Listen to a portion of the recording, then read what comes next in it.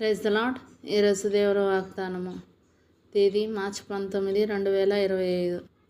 యెషయా గ్రంథము 41వ అధ్యాయం 13వ వచనము. నీ దేవుడనైనా యెహోవానగు నేను భయపడకము, నేను నీకు సహాయం చేసేదనని చెప్పుచు నీ కుడి చేతిని పట్టుకొంచున్నాను. ఆమేన్. నా ప్రియ సహోదరి సహోదరులారా, ఈరోజు దేవుని వాగ్దానం ఎన్నైనా సరే అన్నీ కూడా క్రీస్తునందు అవునన్నట్టుగానే ఉన్నాయి. మనతో ఉన్న దేవుని సమాధానకరమైన నిబంధన కదిలించబడదు.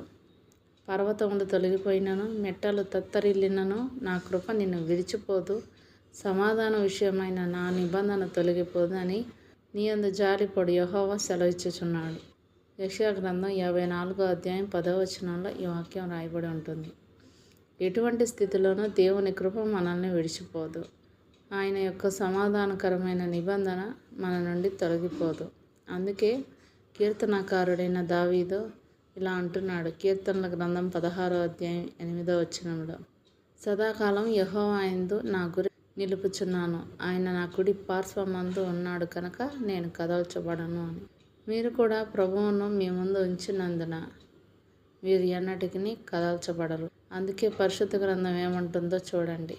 యెషయా గ్రంథం 41వ అధ్యాయం 13వ వచనంలో, నీ దేవుడనైన యెహోవానగు నేను భయపడకము, నేను నీకు సహాయం చేసేదనని చెప్పుచు నీ కుడి చేతిని పట్టుకొంచున్నాను అంటున్నాడు.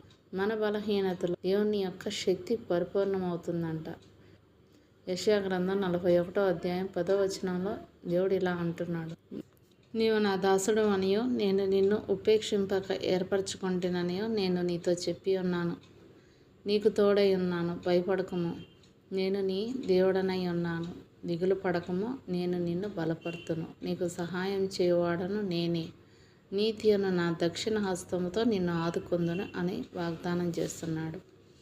దేవుడు మనతో ఉండి మనల్ని బలపరుస్తాడు. మనం బైబిల్లో చదివినట్లయితే మన బలహీనతలో మనల్ని బలపరుస్తాడని రాయబడి ఉంది. అపోస్తులైన పౌలు రోమీయులకు రాసిన పత్రిక 8వ అధ్యాయం 26వ వచనం చూసినట్లయితే, అటువలే ఆత్మయు మన బలహీనతను చూచి సహాయం చేయుచున్నాడు. ఎలయనగా మనం యుక్తముగా ఎలాగూ ప్రార్థన చేయవలెనో మనకు తెలియదు కానీ ఉచ్చరింపశక్యము కాని మూలుగులతో ఆ ఆత్మ తానే మన పక్షంగా విజ్ఞాపన చేయుచున్నాడు అంటున్నాడు. మీ బలహీనతలను జయించుట కొరకు పరిశుద్ధాత్మ మీ కొరకు బహుబలంతో విజ్ఞాపన చేయుచున్నది. కాబట్టి ధైర్యంగా ఉండండి. దేవుడు ఈరోజు ఇచ్చిన వాగ్దానానికి ఆయన కృతజ్ఞతాస్తుతులు చెల్లించుకుంటూ ఈ వాగ్దానాన్ని స్వతంత్రించుకుందాం. ఆమేన్. దేవుడు తన పరిశుద్ధ వాక్యం మన వెనుకడందు దీవించునుగాక. ఆమేన్.